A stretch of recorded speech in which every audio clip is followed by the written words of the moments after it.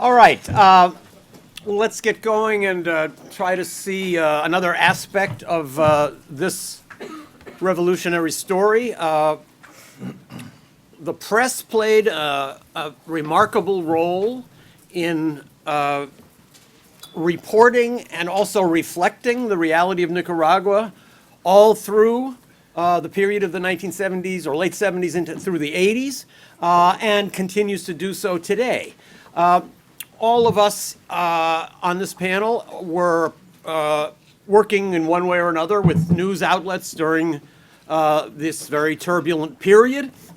And I'm looking forward to some interesting perspectives on how the press worked, how the war affected us, and how we affected the war. I want to take a minute to tell a story of my own about how the press worked in Nicaragua and how it was an exciting opportunity, but also sometimes frustrating. So you'll remember that one of the tropes we used to hear from the Reagan administration all the time was that the Sandinistas will be receiving MiG fighter jets from the Soviet Union, and this would be a threat to the United States. So every time a single pothole was being patched at the Sandino airport, there would be now another wave of reports that Sandinistas are getting ready to accept the MiGs. It was a constant background noise among our editors in New York and elsewhere. So one night in Managua, I got a phone call from one of my editors on the foreign desk in New York, frantic. And he said to me, "The MiGs are coming. They're right there. They are on the way." And I said, "What? What are you talking about?" And he said, there's been a press briefing at the Defense Department. They have been tracking the ship coming from the Soviet Union. It's approaching Nicaragua. The MiGs are now arriving. You got to get on this right away. And I said, "Whoa, wait a minute. I can guarantee you that no MiGs are coming to Nicaragua because they'd have to get ready for it. There would be all kinds of preparations. And I know everybody here. I would have had some inkling of it. So you can go to bed quietly. Don't worry. No MiGs are coming into Nicaragua." And he said, you don't understand what's happening. Washington is going crazy. Everybody's awake. It's like the beginning of war. You've got to get out to the port right away, first thing in the morning. So I said, okay, I'll go. Got in my Jeep before dawn. I drove up to Corinto. It was just as sleepy as ever. Those wooden bridges, which would have to be reinforced very seriously in order to bring MiG engines across, were still very wooden and very fragile. No extra police, no extra security. So I came back, I talked to some people, and I wrote a nice story, and my story was Sandinistas not receiving Soviet MiGs, which, if I remember correctly, appeared on the bottom of the front page of the New York Times. So this gave me a great feeling that I had ripped away the veil of lies and I had exposed the truth, that there really was nothing to this story. But later on, I began to realize maybe I didn't do that. In fact, maybe I fell right into the trap because the headline said something like, "Sandinistas not receiving Soviet MiG fighter jets." After a few days, I think most readers would remember in their minds something had to do with Sandinistas and Soviet jets. The fact that they were not getting them sort of fades away. So actually, I realized that I had helped fortify a false narrative, even while I thought I was contradicting it. It's a great lesson in a principle I've come to recognize in journalism. It's not true that government or power can tell journalists what to write. That doesn't happen. But what does happen is they tell us what to write about. They tell us what's important. And the press is always way too eager to jump onto the agenda of power rather than creating our own agenda. This is why when George W. Bush was president, you never saw any stories about climate change. Because after all, the president never mentioned it. It wasn't debated in Congress, so it can't be an issue. This is a great failing of the press. So we do have chances to contradict narratives, but it's often much more difficult than it seems at the beginning. Now, fine journalists who are able to do this are a wonderful treasure, not just for journalism, but for society. Sergio Ramirez told me once, looking back over the period of the 1980s, tuvimos un cuerpo de prensa de primera. And it was true. When I look back on it, we really had an outstanding group. And one of the reasons for it might have been most of us were not American. Actually, there was a big press corps from Europe. There were reporters from all over Latin America. It was a very exciting and very sophisticated group. And the coverage of the Sandinista revolution from Nicaragua, the coverage of the Contra War and everything that was happening there, I think was in many ways quite good. And I think it did play a role in the evolving views of Americans towards that conflict and therefore on the politics of the United States. So on this panel, we're going to meet people who have played a role in various epochs. Susan Meiselas is the photographer who will be forever associated with the Sandinista Revolution. Her image of the Molotov cocktail man is the absolute iconic image of the 1979 uprising. And Susan's gone on to do so much great work. To me, her book about the Kurds is an absolute masterpiece, but it's too late. Her work on Nicaragua was so great that it will overshadow everything. She was there during a period when not so many reporters were, and she went out to places that a lot of reporters didn't go. She's offered to not only share some of her memories and experiences, but some of her photos with us. So I'm looking forward to this. Susan?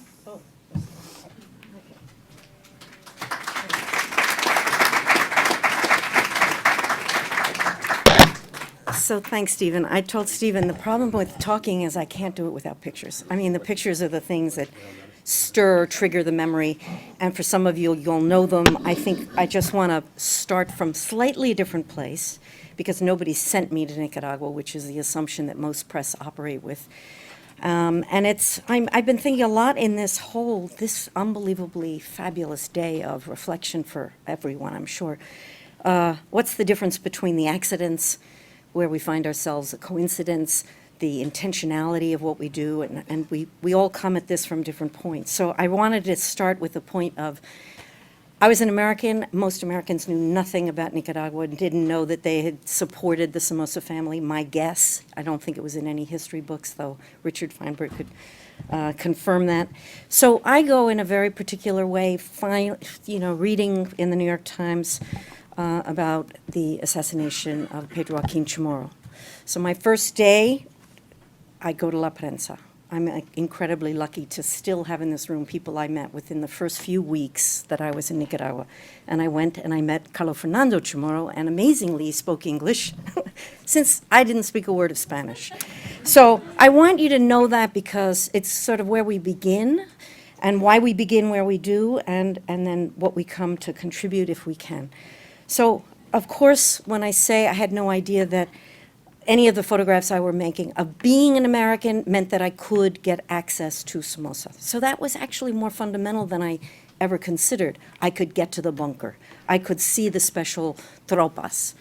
But, to question what kind of role the photograph's ever going to have, be they historical or aesthetic, that part of a collective memory I would never have imagined. So I'm going to walk you quickly because the conversation's so much more important, but just stepping stones in a process. When you're an American, of course, no one trusts you. And if you cross the line of various places, you're always in question. Who are you aligned with? And that was a question I could not answer. And, this is Tepe Arlensu. Many of you would know her particular history, the moment that the 4 students are killed in Tepe. It's complete accident that I go through. Why? Because I hear a local radio screaming in my car, I'm not traveling with anyone, about something has happened in Tepe. So I go. And a lot of the work I did was just going, moving, constantly from different entry points. And I want to emphasize that because it's a particular kind of practice, certainly for photographers. So Arlensu, when the students pass Tepe and the family of Arlensu contributes this photograph, they make an image that then, of course, has lasted over time in a different way. As a photographer, I'm thinking about how the present, something I'm seeing in the very moment, in the future will be understood as a past. And that's not something I knew when I went to Nicaragua, something I really learned in Nicaragua. And that's a very deep kind of resonance for me, that I'm looking at history, I'm not looking at news. And I think that probably is what kept me in Nicaragua so long, but by the coincidence, everything was unfolding at a particular timeline. So when you're working as I do, you work with the signs, the signals, you're reading, but you can't read maybe all of what it means. And, this has always been symbolic for me. The idea of where is Norma Gonzalez, the dictatorship must answer. The censorship at the time. So the calling out, and I think we'll see how that resonates. We just saw some examples in the last 6 months. So I'm also working in a context where you don't know how close you can be, where you'll be seen as an enemy, where you'll be seen as a friend, and you're crossing, as I said, no fronts, not like Vietnam, where ever since that war, probably, press has been embedded, press has been targeted. This is a very particular history at that time, and not only in Nicaragua, I would say, throughout Central America. So, the constant motion, but you have to also remember there was no communication. There were no cell phones, right? So you were out there on your own, exposed, crossing lines, trying to see what you could see and trying to witness and trying to document, not knowing how whatever you were capturing would be received. So when you get to the point that you feel this responsibility of representation, and by coincidence, Alan Riding writes the first great magazine article of depth about what is brewing in Nicaragua, and this is in July 1978. It just so happens I'm the only person that happens to have been there for the 6 weeks before. So suddenly this magazine becomes the cover, becomes, high focal point. And the other irony of history, I don't know if you can see these even. If you dim the lights, it would be better.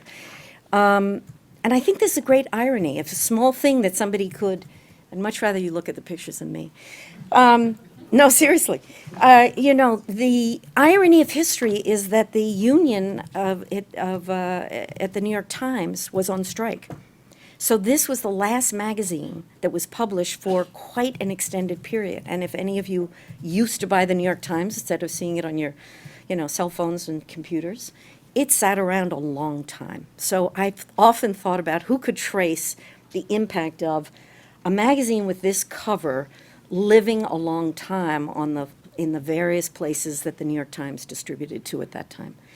So again, not working with, but certainly not working with, but not really for the media. I'm constantly moving between the protagonists of history as I perceive them, making the history, and also watching how the network of distribution starts to move these images. I'm going to move quickly because, again, many of you would know this is at the point in the September insurrection, the 5 towns that are bombed. I was talking with Cristina Chamorro because, of course, another very important moment is when La Prensa is bombed. For me in particular, and I'll tell you why, this idea of what does a foreigner contribute? By coincidence, I make the image, as Stephen referred to, the Molotov men. July 16th, 1979, very important moment for all of you who know the dates well. It's just before Somoza leaves. So it is this gesture of defiance, this ultimate moment. I could show you all the other camera, black and white, missed the picture, the color captures it. But the real question is, how do you create a counter-narrative with whatever is going out and being published? What else can you do? So as a photographer, I'm thinking not only about the very specific frames that I might capture, but also the frameworks that I can create with photographs. So the important moment was making a book that had to be bicultural. And, many of you may have known, I was wandering around Nicaragua for many weeks saying, I miss this, I miss that, I don't have this, I don't have, I had no idea of what the value of what I had versus what I had missed. And of course, one person moving, even in a relatively small country, I felt the lack rather than what was there. So this question of who has the history, and, Alejandro going back generations and decades, there's a new shift of knowledge that I get really from my images living back in the history of Nicaragua. And that's a great gift. I feel given when Stephen says, how did it affect us versus how did we affect it, whatever the it is. Going back to Monimbo, my friend, and discovering a tourist poster, of course, with the same photograph from the New York Times, flipped, but nonetheless, to bring the Sandinistas to Nicaragua, right? No surprise that it would be that image. But it goes on that I discover the life of images in a very different way than I would ever have thought about it. So the Molotov Man is first celebrated by the Christians because he happens to be wearing a cross. Some of you would know that he's brought in with all the myths that not only, but this is painted in Masaya, where he wasn't from. He was from north of Esteli and Somoto.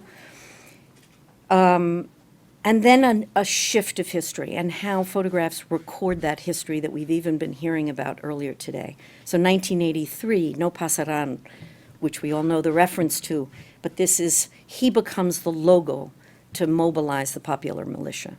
So the Molotov Man has his own life, way beyond the command or the control of the frame. He starts to live on. And maybe Luis knows this, but he then also was used by the Contra to raise funds to fight the Sandinistas. Somebody sent me this anonymously in the mail. And I want to emphasize that question, that whether or not, whoever were the real freedom fighters, you know. The fact that that same mural was painted out in Masaya just before the elections, that the memories were too potent and had to be erased. So, you know, we don't control the images, and we know that even more now than we did at that time, but this was a real, you know, this was complex. This was complex to navigate. What did it mean to have created this process, this chain?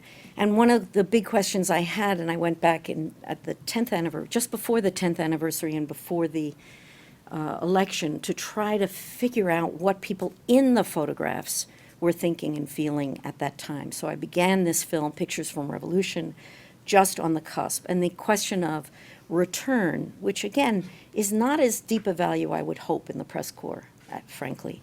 They don't always return. They're not always invited back on the 40th anniversary to think about what they know. So this is a particularly rare convening in many ways.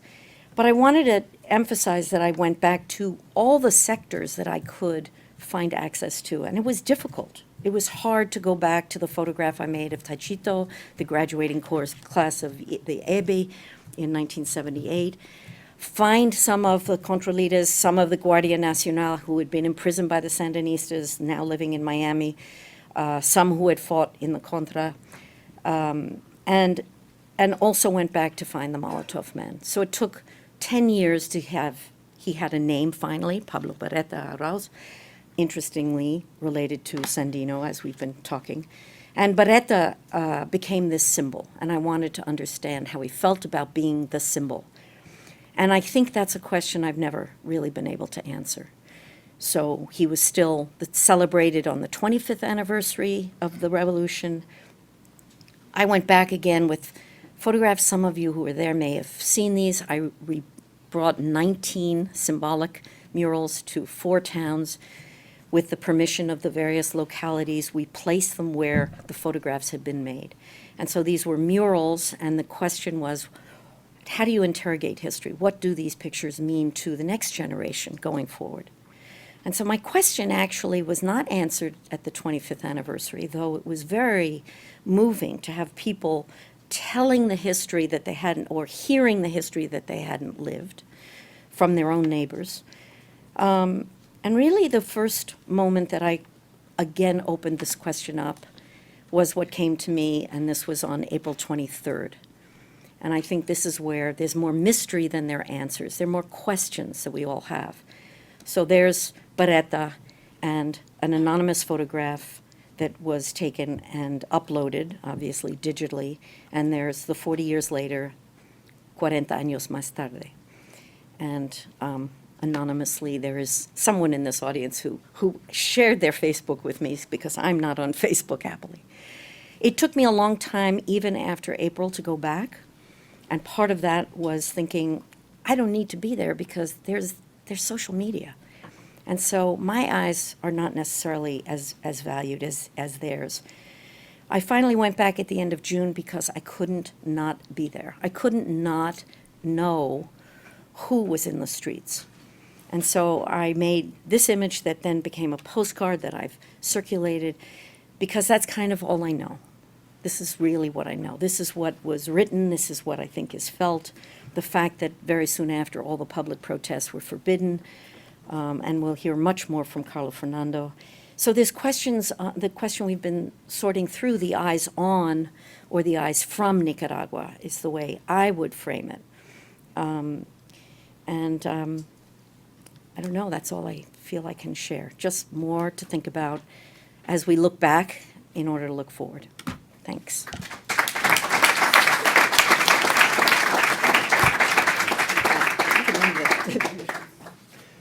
I guess we're all speaking against this image. There's no need to take it down. Won't change during the course of the day.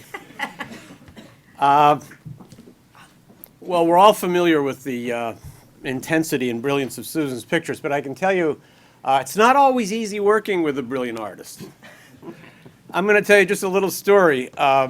One time I was on a trip up to the Rio Coco, the river that divides Nicaragua from Honduras. And this was the time when the Rio Coco had been depopulated. I think the people were just arriving back with no supplies, and they came to their burned villages. So I went up there to do a story, and of course it's difficult to get there, and we had to, I think we stayed overnight maybe at somewhere in civilization down at the Selva Negra. We got up to the river. I went around, I talked to all the people, I filled up my notebook with stories and quotes, and then I turned to Susan, who's out on her own, we're taking the pictures, and said, okay, Susan, we gotta go. Because in those days, as she pointed out, there's no cell phones. If I don't get to a phone, I can't file. I gotta go. And Susan says to me, I can't leave. I said, what do you mean you can't leave? She said, well, I don't have my picture yet. And I said to her, well, take the picture. And she said, I'm never going to forget this. She said, my picture hasn't happened yet.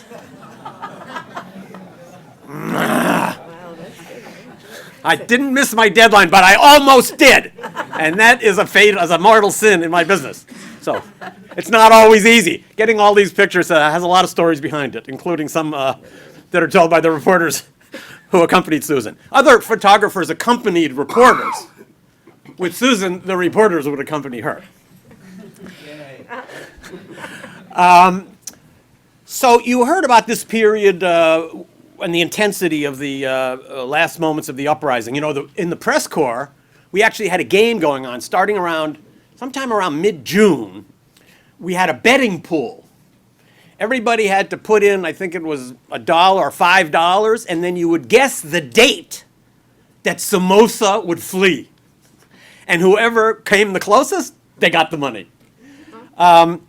Who could predict? I didn't know. My birthday's in the summer. It's August 4th, so I bet on my birthday. I didn't win.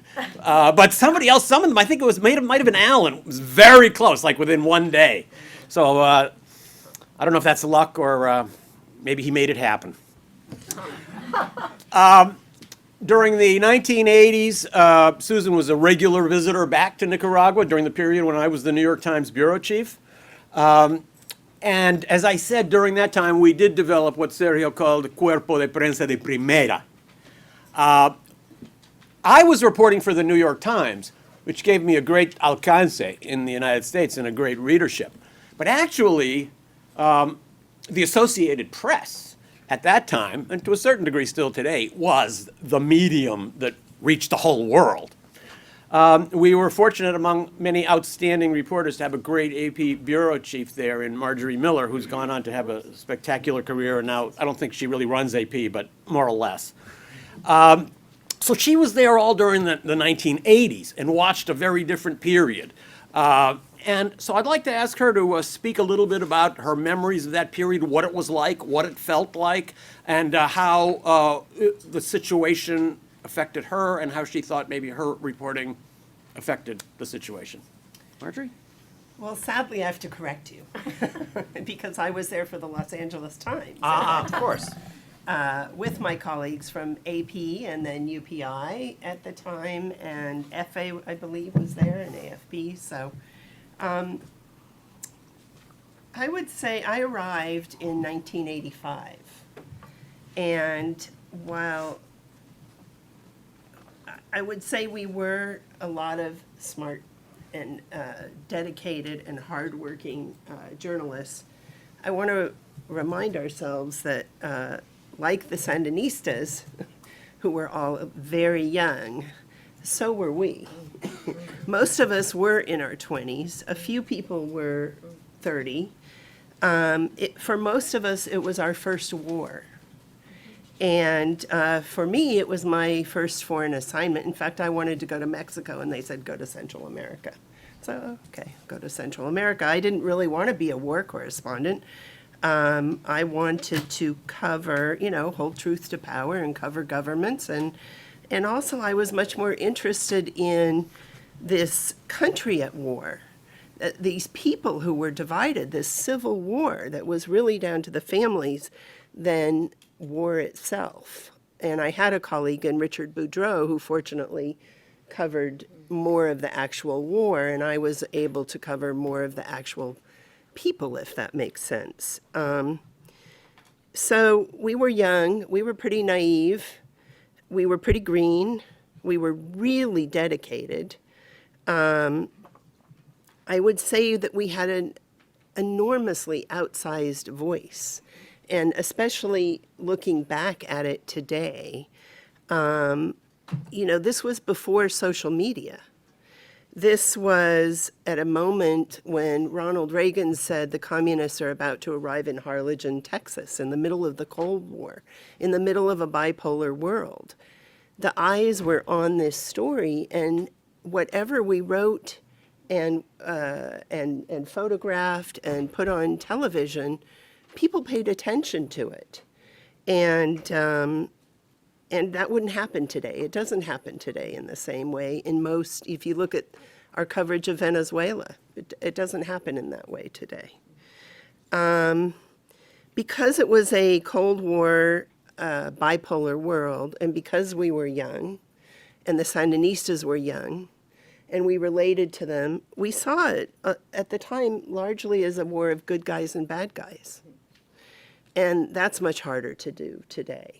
Who looks at Venezuela and says, who are the good guys? And at that time, we knew that, Somoza was bad. We know that Salvadoran death squads were bad. And I actually spent more time in El Salvador than I did in Nicaragua.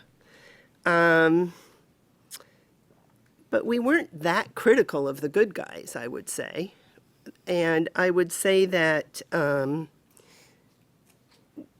we may have oversimplified things at the time, early on. I think that we all bought in early on to the rhetoric that the Contras were mercenaries. And initially, as has been said, that was true, but I think we were a little bit slow to cotton on to the fact that they grew into a popular uprising. And that was reinforced by events like Hassenfuss, right? So when Eugene Hassenfuss is shot down in a CIA operation in 1986, it was proof that it was all a CIA operation. And then when that operation was connected to El Salvador, to a military base, there was further proof. And, some of us were able to really do some pretty good digging on that. I remember that, I think it was Doug Farah and Carlos, ¿cómo se llama? The UPI guy, Beltran, who went and got the phone records from the Salvadoran phone company to prove the connections between the air base and the Salvadoran military and the CIA in Hassenfuss. Just good shoe leather reporting. Not really war reporting, it was shoe leather reporting. So that happened. Another thing that I remember, one of my personal stories was, I don't know if any of you guys remember El Tigre. Do you remember El Tigre? And what a bad guy he was, and how he killed people. And the U.S. government told us he was in jail. So we wrote he was in jail. And then I went out to the border of Honduras and Nicaragua with Enrique Bermudez, and near where one of my predecessor had been killed on the border, Dial Torgerson. And we stopped for a Coke or something. And all these Contras come out of this little shop, and he goes like that. And I knew someone was there who was not supposed to be there, but I wasn't really sure who it was. And I looked at this person, and Bermudez looks at me, and he says, "You know who that is?" And I kind of nodded, even though I didn't have a clue who it was. And he said, "El Tigre." I said, "Isn't he supposed to be in jail?" "Oh, well, he's out on leave." So, I mean, these things kept happening that reinforced our view of the Contras as a CIA operation. And so, as a result, I think we were a little bit slow to understand sometimes the popular discontent in the countryside. So, I don't really have an ending to this, except that I just wanted to make this point that I think that that we were, that early on when there was victory, it was kind of a virgin moment in the history of the Sandinistas. And I remember another one when Vinicio Cereza was elected in Guatemala. It was this virgin moment. And because we were young and history was young, we couldn't, for the life of us, we couldn't foresee that Daniel Ortega would become another Somoza and history would repeat itself. But today we could. Today we get that, and we get it as we cover Venezuela, and we get it as we cover the Middle East, and many of us went on to cover other wars in other countries that weren't at war. And I'm not sure how differently I would do it, but I think, every step of the way, I would like to think that I would be a little tougher and a little more critical and a little, but I do feel like I captured a lot about the country and the people and the families divided, and I'm very proud of that coverage. So, anyway.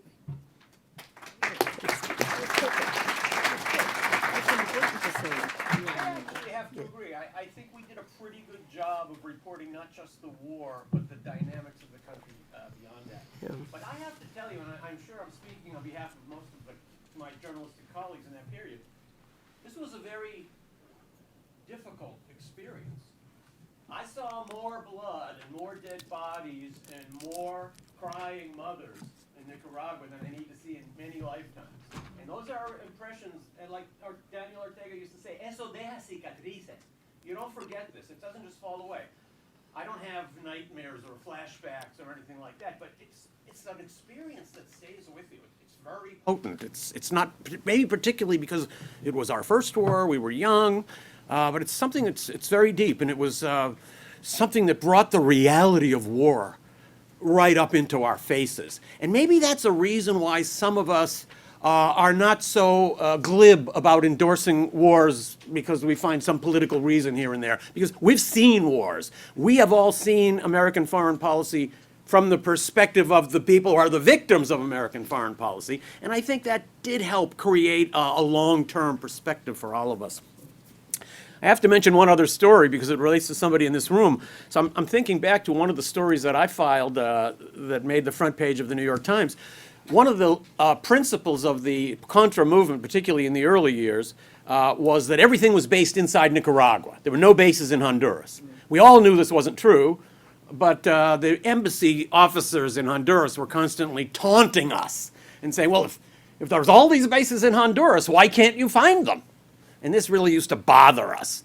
And a lot of people were driving around in the border area where we thought the bases might be, looking for one. I happened to be the guy that got lucky and stumbled onto one, and my story appeared on the front page of the New York Times. That story was then debated in the United Nations Security Council with the Nicaraguan ambassador waving it around and pointing to it and saying, this is not my charge, this is on the front page of the New York Times. And that ambassador is sitting right here in the front row, Victor Hugo Tinoco. So we were working on a project sort of together, even though we were thousands of miles apart. Now, I was lucky enough to make my first visit to Nicaragua in 1976, when the Sandinistas didn't even exist as far as most of the world was concerned. And needless to say, it wasn't very easy to find out in advance anything that was going on. I only found actually one source of information about contemporary Nicaragua. There was a little leftist weekly newspaper that somehow was publishing regular articles about Nicaragua, and they were very sophisticated. And I started cutting these out, and I brought this folder with me. I couldn't figure out who it was because it was a pseudonym. Must have been a Nicaraguan who didn't want to be identified. It was said it was by Nicasio. This was Alejandro Bendaña, I later found out. So he was my real guru of Nicaragua before we even knew each other. Armed with those articles and very little else, I arrived in Nicaragua. So naturally, the only names I knew Fernando Cardenal because he had testified in front of the U.S. Congress. And of course, I knew Pedro Joaquin Chamorro. So I went to visit both of them. I had a long enough talk with Pedro Joaquin before he said his deadline was coming, and being a journalist, I understood how important that was. But I'm so, looking back, thrilled that I had the chance to spend some time with a person who went on to become one of the great heroes of the press on a global scale. It's not so usual that qualities like those that define Pedro Joaquin Chamorro are passed down through generations. But it's undoubtedly true that Pedro Joaquin Chamorro was the leading Nicaraguan journalist of his generation, and his son Carlos Fernando Chamorro now holds that very same title.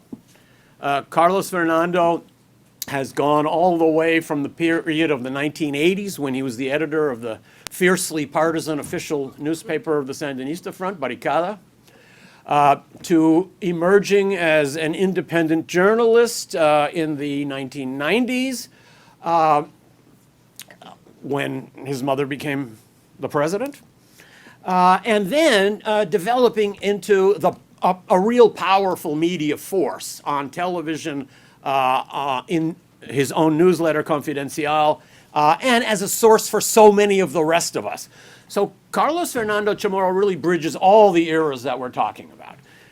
He was involved in the struggle in the late 1970s. Then he played a key role as one of the most important journalists in Nicaragua during the 1980s as a spokesman for the Sandinista front.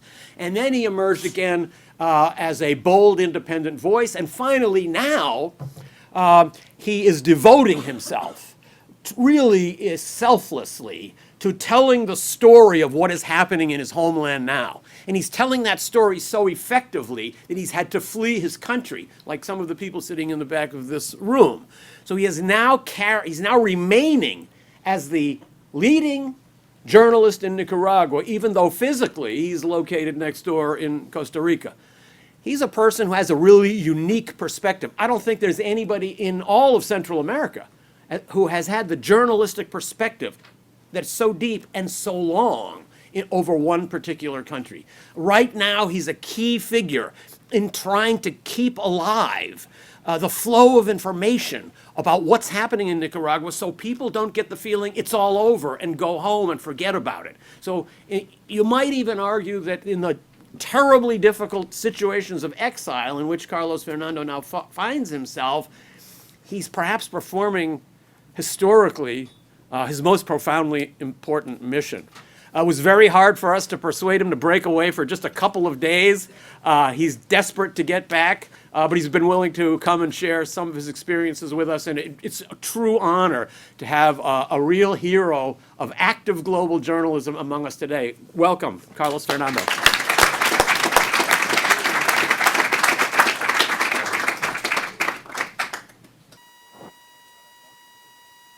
Quería imprimir unas notas y no le envié a Steve el correo equivocado, pero aquí tengo mis puntos para conversar. Primero, muchas gracias a Steve y a Mateo, que terminaron de persuadirme y de convencerme de estar aquí. No porque no quisiera participar, pero la verdad es que tenía que resolver un problema práctico para poder transmitir mañana en redes sociales mi programa. Lo logré hacer ayer en Costa Rica. y tenía también una cierta resistencia a venir a hablar del 79, de la revolución, frente a la urgencia de lo que se está viviendo hoy en Nicaragua, no porque no crea que sea fundamental la recapitulación de la historia y llenar muchísimos vacíos que hay. A veces uno cree que por haber vivido y practicado pues nuestro propio balance, nuestra propia autocrítica de ese proceso está todo dicho, pero estoy absolutamente convencido que falta muchísimo por decir, no solo de la revolución que terminó en 1990, sino también sobre la transición que empezó en 1990 y que termina con la consolidación de la dictadura de Daniel Ortega.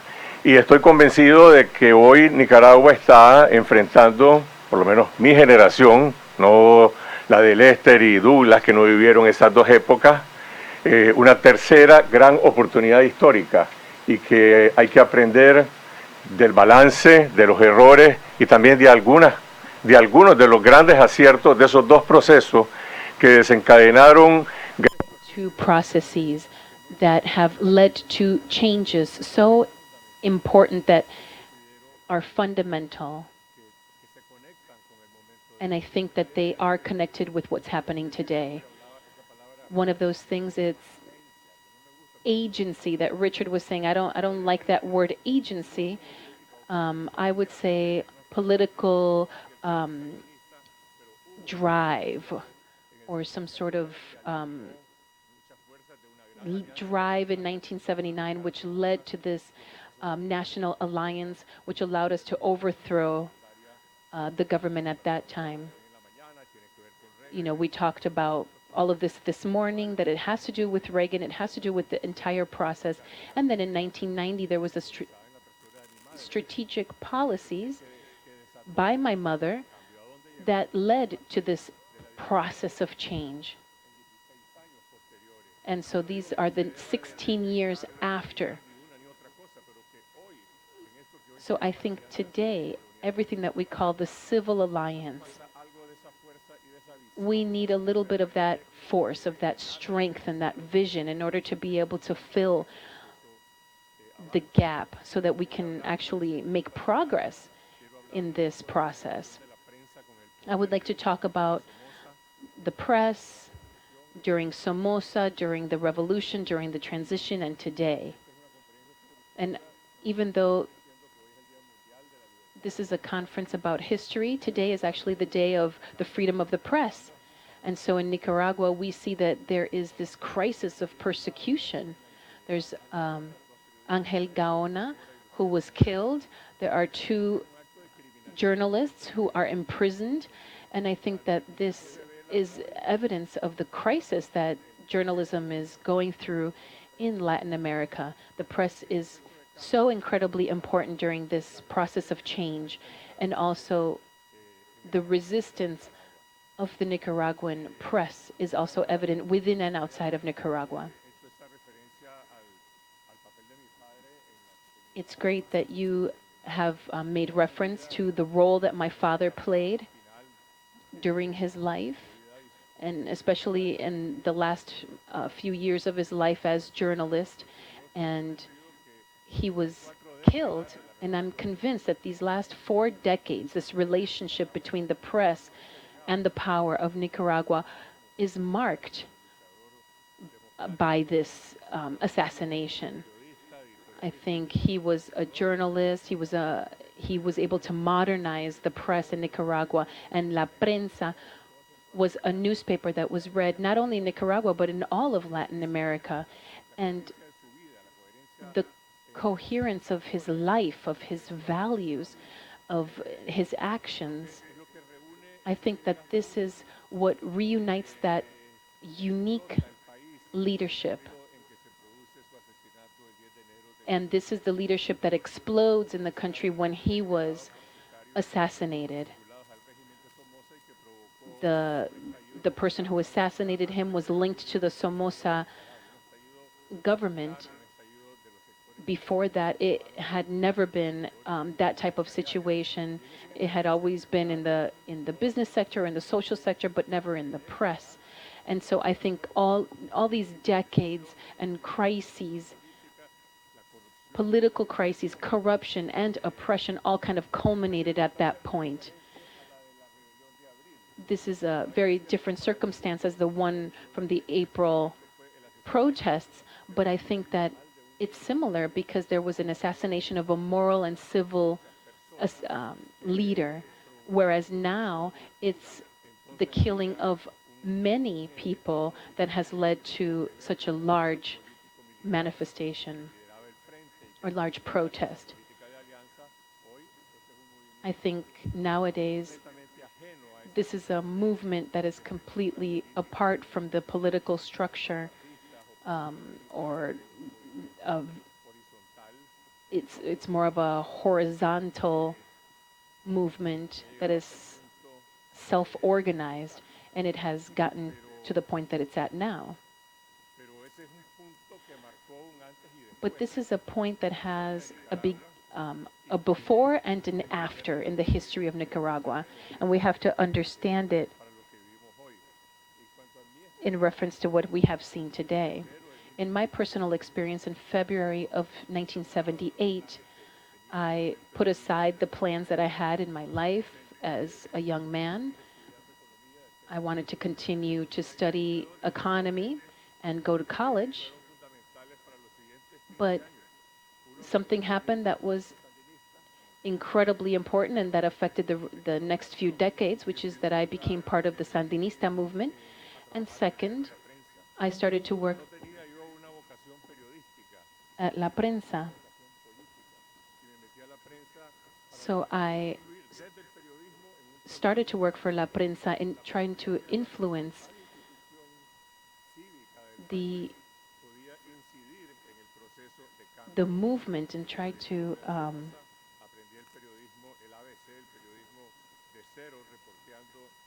change journalism.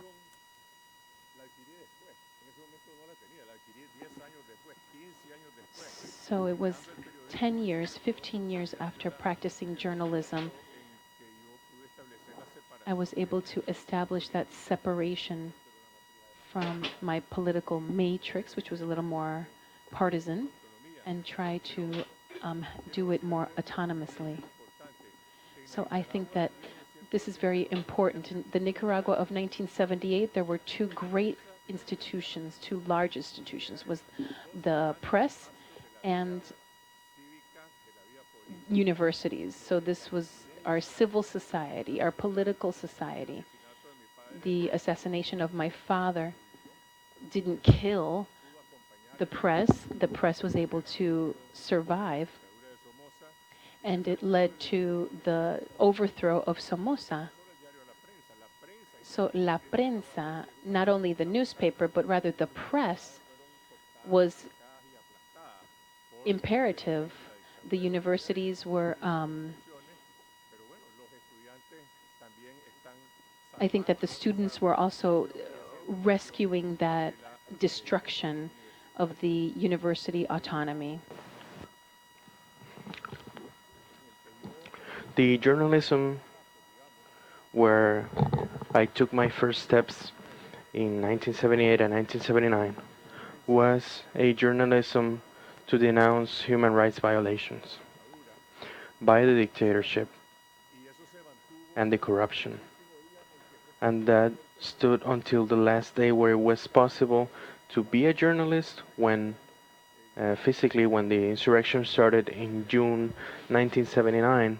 The newspaper couldn't go to the street, but we're talking about a time when journalism was the printed press.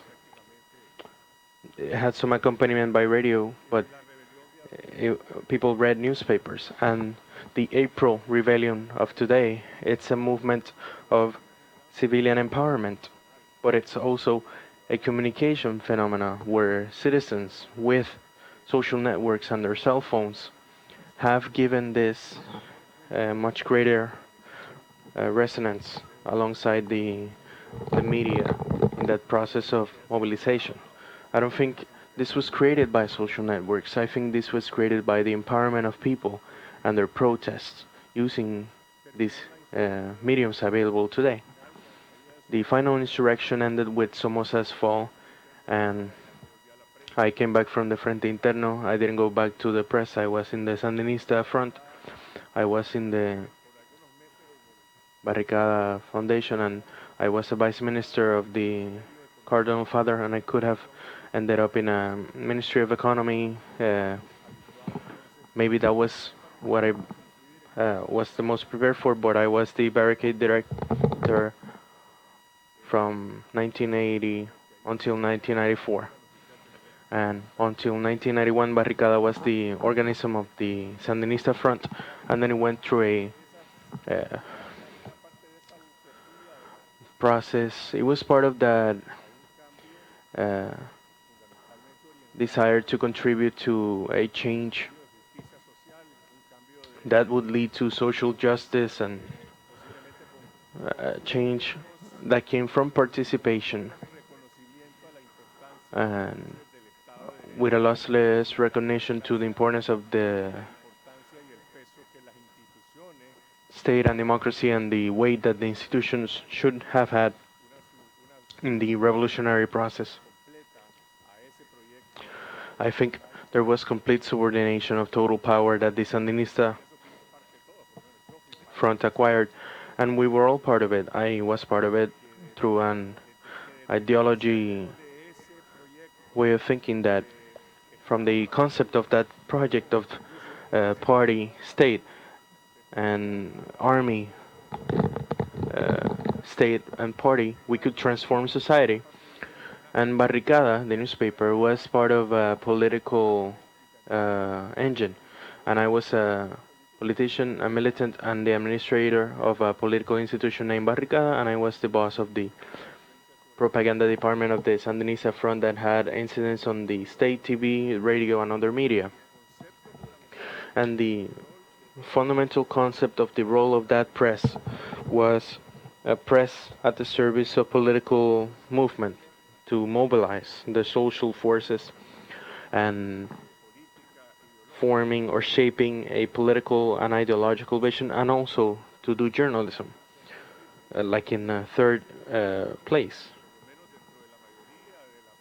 And through the majority of the Sandinista press, we always lived with tension because we wanted to do journalism, but we also had that party commitment, and in the end, the party trumped that journalist vocation.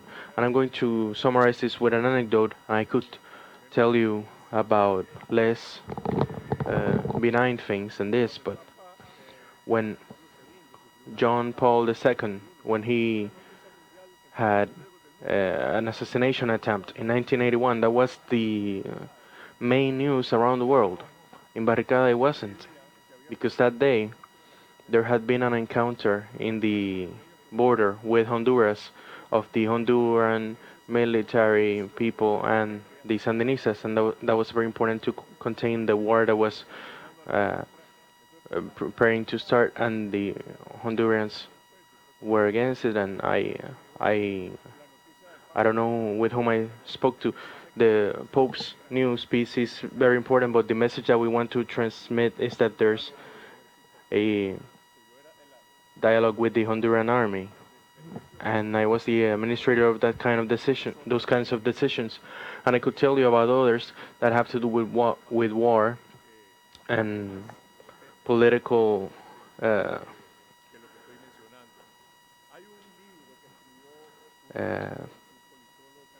politicization. There's a book written by Adam Jones called Beyond the Barricades, The Struggle of the Sandinista Press, 1979-1988, that tells the story of all of this tension between the propaganda and trying to have professional journalism under the conditions of war and economic strains, and it starts to solve itself when the front loses the 1990 elections, and Barricada lost his party ties and became independent, and that was in contradiction of the orthodox line of the Frente Sandinista that concluded with my removal from the newspaper in 1994, and Sergio had been decapitated from the legislative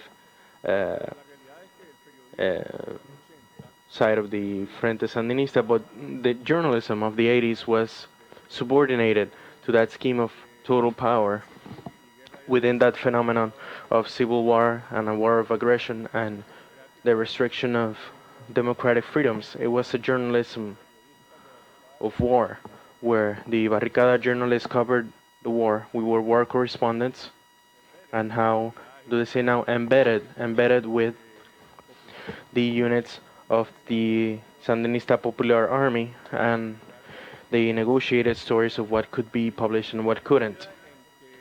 And in the way that the war became the predominant uh, issue of the Nicaraguan society, the press was trapped within the censorship, the official censorship, and the self-censorship that the Sandinista reporters practiced, that we didn't have to submit, and that was the case of Barricada, I don't know, another papers, but we had to submit our newspapers to the uh, Ministry of the Interior. And the balance of that decade for journalism is negative. It's sad. It's precarious. Because more so than the self-imposed restrictions, there are the restrictions that were imposed later on that ended up with De La Prensa newspaper being closed down and the Catholic radio being closed down from 1985 and 1986 on, and there's just a window of recovery of certain spaces of democratic freedom when, after negotiating the peace process, they agree to open the political process, and there's a move of the conflict from the military side to the political side, and the media has a predominant role. Maybe Cristiana could talk about the role of the press tomorrow, in that moment, as a platform for the for my mother's candidacy, and I think it had a fundamental role as media, but most of us here were not able to notice uh, back then. Susan told me 2 to 3 weeks before the elections, I think with Peter Cordenson, that the front was going to lose the elections. We were not uh, privy to that, and we didn't see it. And journalists, that same day, we understood what was happening. When the reporters got to my office, where I was an editor, what I'm seeing in the voting tables is what's happening. But look at other info, because maybe it's wrong. And we could talk about the story of the that we didn't believe the polls, the exit polls that day. And when the Sandinista front was defeated in 1990, Nicaragua disappeared from the international press map. All of the media, all the international media left. And that meant that the revolution ended with the defeat of the Frente Sandinista in the elections, not just as a communication phenomena. In the US, the revolution ended. The press came back to Nicaragua due to the tragedy in 1998, due to Hurricane Mitch. But from there, we would have to evaluate the legacy of the revolution. What Mateo spoke about today, Sergio's reflection of that paradox of the defeat of the revolution facilitating afterwards a democratic political transition process that at a point, at least I thought, was a process that had deep roots and that was irreversible, but it derailed with Daniel Ortega's capturing of power and how he imposed a dictatorship that was a dictatorship since the beginning, an institutional dictatorship armed with the scheme of authoritative corporativism,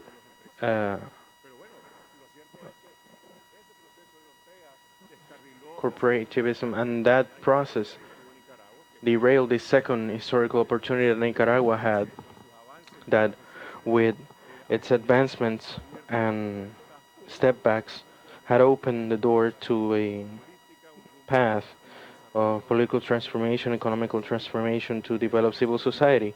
And in that process, we, the Sandinista journalists that lived uh, February 25 as traumatic, even though my mother was the winner and the new president of the country.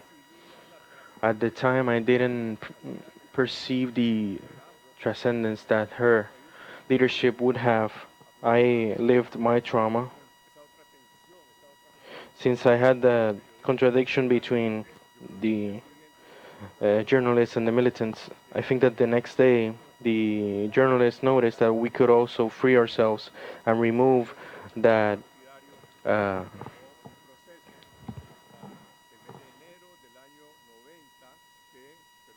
that straitjacket. And in January 1991, they officialized that Barricada was no longer the official newspaper of the Sandinista movement. It was still Sandinista, but at least for 2.5 years, I led a newspaper making editorial decisions and going into contradictions with the party until all of that ended with the process of the Sandinista Front's own crisis at the beginning of the 1990s. But I say that because for many of us who are here, each one from their own perspective, it was a political defeat, having transformed the Frente Sandinista in a democratic left party, and I saw it as a personal opportunity, a professional opportunity, an opportunity to reinvent myself. And from the next year on, since 1995, I founded Esta Semana, and then I founded Confidencial as autonomous independent media that want to fiscalize power and corruption and promote public debate. And we did that with every government, including the final part of my mother's government, Aleman's government, Bolaño's government. And I think that it was the spring of the freedom of speech for the press in Nicaragua. And we thought that was going to be reversible. There was a state policy of my mother's government that favored tolerance and that environment. Aleman had an authoritative vocation, and there was a lot of noise. And he had a lot of tension with the governments because they were competing on the agenda that was put out. But we're talking about common elements on how to strengthen the institutions that were helping the transition. And I believed, wrongly, that the national police, with the whole process they had lived of not belonging to a political party, and the army, in a certain sense, too, they were solid institutions. And I also thought that the press was too. And I wasn't mistaken with the press. I'm not just talking about La Prensa, the newspaper, but the press itself, with the stepbacks we had in different times and the corporate influence of great businessmen, and they were denaturalizing their processes. The La Prensa prevailed. The army didn't in its depoliticization process. And I finished with a quick look on Daniel Ortega and April. When Ortega came back to power in 2007, he tried to establish himself, and in between 2008 and 2009, he starts to configure that corporate authoritative state with selective repression and a denaturalization of the electoral system and political parties, strengthening the control over the judicial branch. But the attack against the press was since the first few months. It started in 2007. He started a war against the press, and it was very different from the relationship that we had with the previous government, where there was just tension. And I think that in a certain way we were more prepared to notice and look after and fiscalize that process and the corruption derived from the power scheme administered by Daniel Ortega. Possibly everything that the press did in that decade didn't have any consequence because there was no state entity, the prosecutor's office or the controller's office that could fiscalize. But in a way, I would say that a great part of the resonance that the press has in Nicaragua is because what of the seeds sown in that time against Ortega's dictatorship. The April Rebellion is a political phenomenon, but it's also a communication phenomenon of society empowered using social networks and their cell phones. Ortega closed down 100% Noticias, and he occupied our press room. He has some of my colleagues in prison, but that doesn't impede the flow of communication through social networks. Uh, Johnny Anderson asked me comparing 78 with Somoza. In that time, it was the catacomb journalism, the name. When the radios were censored, they read the news at churches. But now we do that in social networks. You can't do full censorship unless you control internet access. There is a more collaborative culture. This is a communication phenomenon that is digital and audiovisual, and I think that the press has played a fundamental role this year. And I think that their main work has been to contribute to talking about the truth, the victims, identifying the victims of the killings, and for there to be justice and for the truth to be found out, and to deal with the extrajudicial killings and crimes against humanity. The Nicaragua after Ortega that we have a right to imagine should learn about the mistakes of the 79 revolution, about the achievements of some of the visions of the revolution that removed Somoza. I'm not talking about its military or vanguardist component, but about the transition. We need a strategic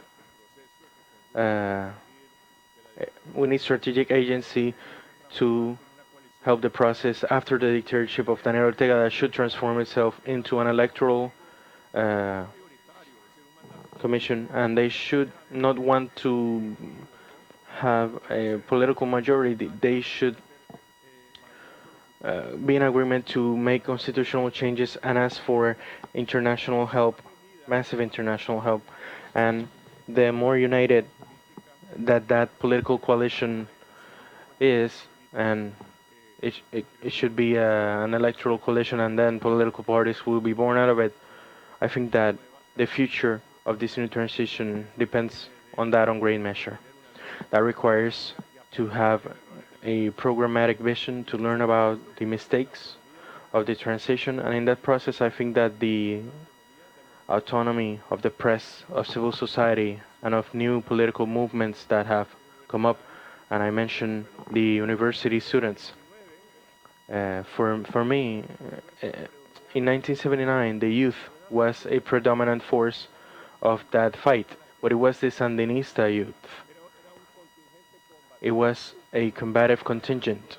The youth did not have political autonomy. They responded to the political directions of this movement.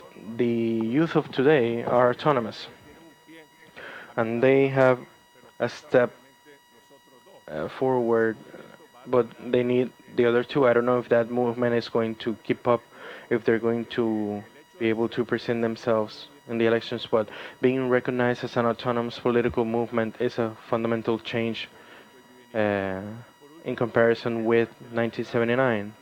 And lastly, the topic of truth and justice without impunity. In Nicaragua, we have lived uh, giving our backs to history and the war wounds. There was never a historical analysis or a commission of the truth when the revolution triumphed over the crimes of the Somoza dictatorship. It seemed something too obvious, and they didn't do anything about the conflict of the repression of the revolution in the 80s and the civil war and the aggression war in the 80s and the transition. These uh, killings in a time of peace uh, makes us, if you want to think about a Nicaragua with democracy, with uh, an economic policy that is not just uh, establishing the path of the market, we also need to find the truth without impunity.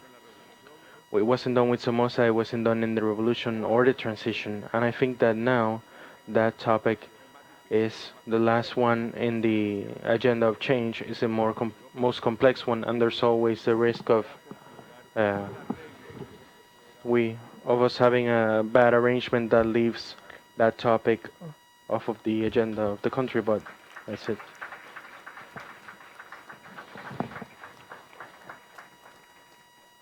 Carlos, I'd like to start off by asking you a question. You talked about, you said it was difficult.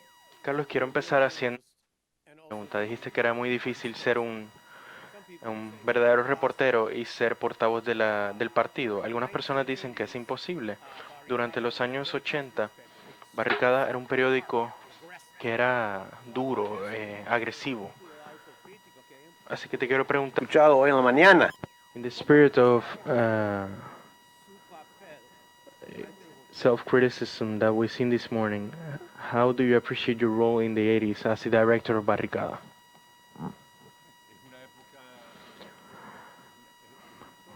It's my story. If you ask me, would I have done it differently? I don't think I could have done it differently because I arrived there in those conditions and those circumstances where I could have discrepancies or differences about policies and decisions. But I was part of a system and a party where didn't agree, but I had to uh, put it out. Was it good journalism? No, it wasn't. It was a political instrument, and I was a propagandist, and I tried to do journalism, but in most cases, with a few exceptions, what predominated was propaganda with that political connotation. In that process, did I find reasons to say I'm going to break off of this Sandinista front and look for another way?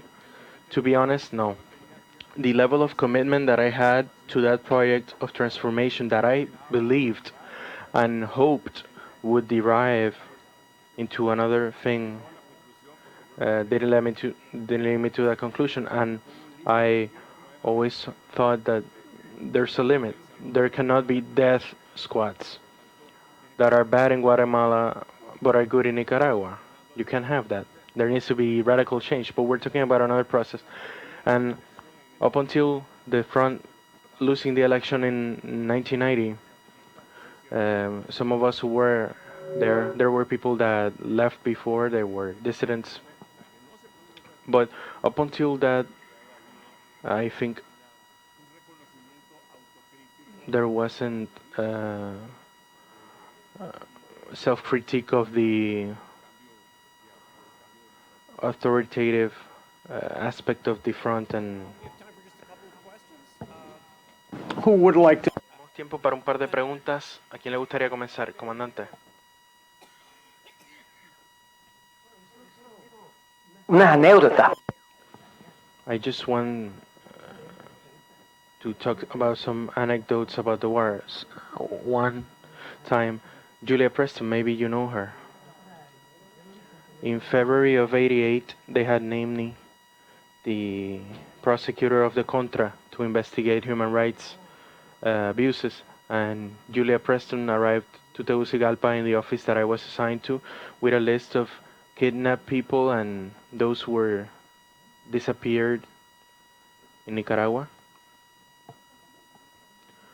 And I said, let's go to the camps and look for them. And I sent a message, we're going to arrive on this day, and I want this list of people to meet us if they're in the camp. And I took Julia there, and Julia interviewed those who were kidnapped and disappeared. They were all there by their own volition. None of them had been forced to be there. And then I told Julia, I want you to investigate the abuses on human rights by Sandinistas. And I gave her a list, and she grabbed it like it was a challenge, and she went to Matagalpa, and she arrived in Corozo, where there were victims that suffered awful things from the Sandinistas, and she published a story in the Miami Herald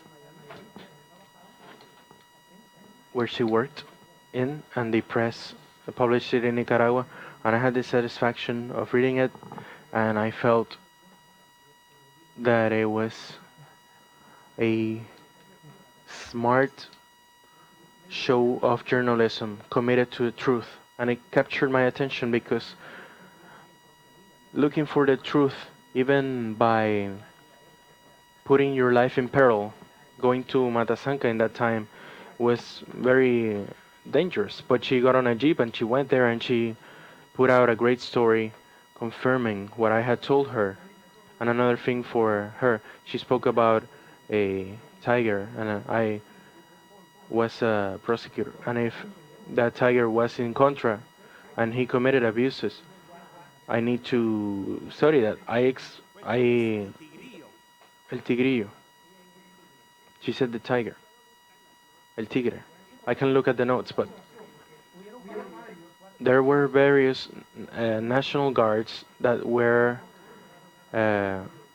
removed from the force, and they cannot go into the United States because at the time they had the support of the Department of State, and even though they're my enemies, I removed them. They were expulsed, and Mariano Ortega can come to the U.S. Yonte Davila Bolaños cannot come to the U.S. because he killed some prisoners in Cuapa. So I wanted to find out if it was Matt or another one, but El Tigre, I don't remember him because I have the files. I had the files of all of the abuses and the investigations against the Contra. Many of them couldn't be done because you cannot receive an accusation in Tegucigalpa, and the accusations are in El Rama or deep in the country. We had to investigate and remove some pressure from the Department of State and the senators against the Contra to investigate these abuses done by the Contra. Thank you.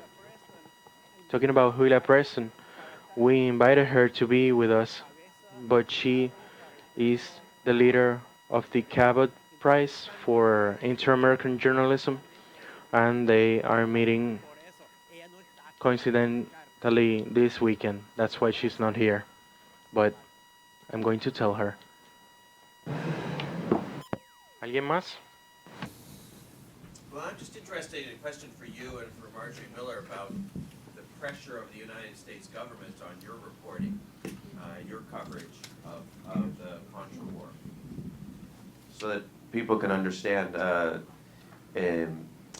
question is whether the American reporters felt the pressure from the Reagan administration on their reporting from Nicaragua. There was a whole Office of Public Diplomacy devoted to following what you were writing and trying to influence it, and I'm just wondering if you had any experiences with that. You want to start? I did in Honduras with Negro Ponte. I used to get my articles back with red pencil marks on them. But I never had any real pressure that I took seriously. Anything I considered a threat or a cut off of access or, I never really felt it. Did you? Yeah, I have the same reaction. I think there was probably a little bit of pressure and lobbying going on between people in government, like in this Office of Public Diplomacy, and our editors and publishers back home. And sometimes we heard from them with questions or suggestions. But I didn't feel an intense need to have to come up with certain kinds of stories. Nonetheless, I was aware of some of the prejudices of my editors because one of them, who had been a famous reporter in Poland, came to visit Nicaragua, and when he got off the plane, he saw a few of these Sandinista soldiers who were like 15 at the airport with their Verde Olivo and AK-47s, and he looked around and he said, "Oh, I know where I am. I've been here before." In other words, it's just another iteration of communism. So there were some people that thought that way, but I didn't feel that I had to shape my reporting that way, and I didn't feel that the story was such that it was going to put me directly in conflict with people at a higher level, because the story was always so richly complex. For every story they might complain about, there might be another story they would like. I was never conscious of this, but I didn't feel anything direct. I think probably some of our editors did. Yeah, let me just add a footnote to this. I can say with absolute certainty that I never received any instructions about how to deal with the press. And I saw regularly all the major newspapers. They came week in, week out. And there was never any guidance. There was never any sense that I should take a particular line with an American journalist. And I think that developed a relationship of confidence. I could say things to them as long as it was on background. I was always an unnamed Western diplomat. Some people thought it was the French ambassador, of course.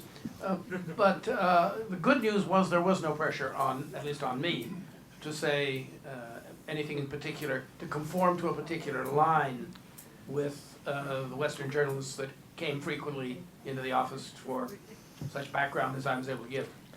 But I do remember one episode in your office. You wouldn't remember this, but it burns in my memory. One of our first interviews, there I was, we have our roles. I'm the New York Times correspondent. This is the American ambassador. I sit down with my notebook, I start writing, and then I have the nightmare of every journalist. It only happened to me once in my life. My pen stopped working. Didn't work. And I quickly tried to get it going, and it didn't work. So finally, I had to interrupt. I said, "Excuse me, Mr. Ambassador, I hate to say this, but my pen has stopped working. Do you have a pen that you could lend me?" And he looked out at me and he said, "What kind of a newspaper is this you say you work for?" You know, I would like to say one other thing, that going back to the time of innocence, that in retrospect, these were relatively easy wars to cover. So we had a lot of access. I mean, we used to, those were the days when you could put white tape with TV on the top of your car, and that was a sort of protection, and you could move, you could cross lines, and you could get to people, and both sides actually wanted to talk to us. That stopped after Central America. That stopped with the Balkans, and it certainly has not been ever the case in the Middle East since then. And so we didn't have to rely on sources so much as I think we do now. I think that we had a lot more first-hand information, and maybe that took some of the pressure off. I always knew that if I needed to find the defense minister, just wait until Boer is playing a game. You go to the stadium, you're going to find him there. Carlos, did you want to make one more last comment? Dos comentarios. Uno sobre la relación de Estados Unidos con la prensa, pues yo no conozco las interioridades, pero sí mi experiencia es que los periodistas norteamericanos estaban siempre más reactivos a la política de Washington y a reportar si era cierto, si no era cierto, pero Washington ponía la agenda.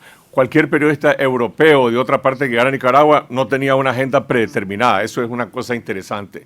Y por el otro lado, en relación a la perspectiva de la revolución con los periodistas, yo recuerdo cuando yo fui director del Departamento de Propaganda, una de las cosas más importantes que había era darle acceso a la prensa norteamericana para cubrir, para hacer. Obviamente habrían restricciones, pero lo fundamental era entender que era el vehículo de comunicación de Nicaragua para el mundo.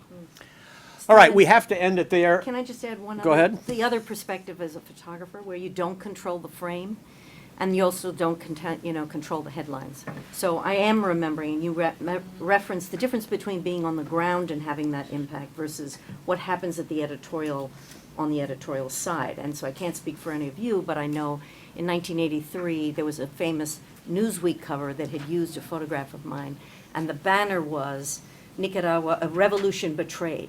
And I remember noting there wasn't even a question mark.